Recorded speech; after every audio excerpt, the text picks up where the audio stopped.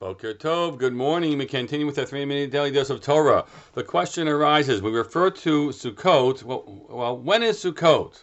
That's a good question. We have a date, we know about that, or the Chag HaAsif, the festival of the harvest. But the Torah actually uses a phrase which makes us scratch our heads.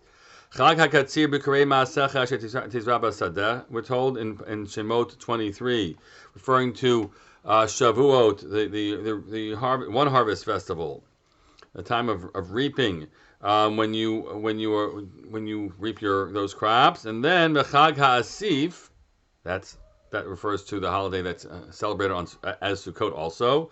B'tzeit Hashana, b'asbachat ma'asecha min hasadeh, when you're gathering your handiwork from the field, it says B'tzeit Hashana, when the year is ending, or the ending of the year. And Chag, again in Lamed Daled, Chag HaAsif Tkufat Hashana, referred to as the turning point of the year, which Rav Yoel Ben Nun, in an article on the topic, chooses to translate when at the end of the turning of the year.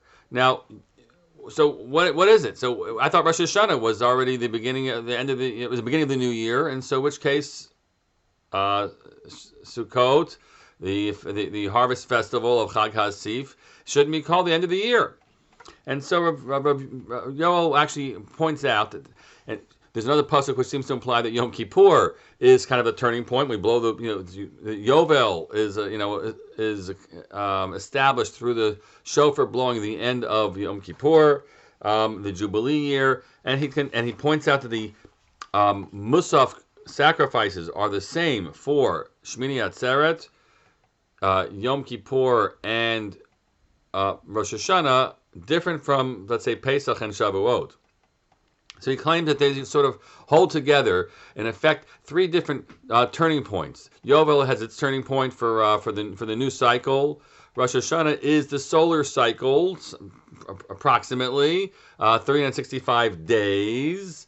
Not true. I'm sorry. It's going to be the calendar cycle of the lunar cycle, even though it's trying to mimic the solar cycle.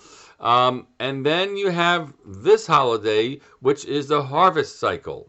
And it should actually be pointed out that Kufat Hashanah might actually be more of a reference point to the equinox, and not to the and that's a Kufat Hashanah, the equinox that happens at this point. So that really what you have is Tishrei as a season of endings and beginnings.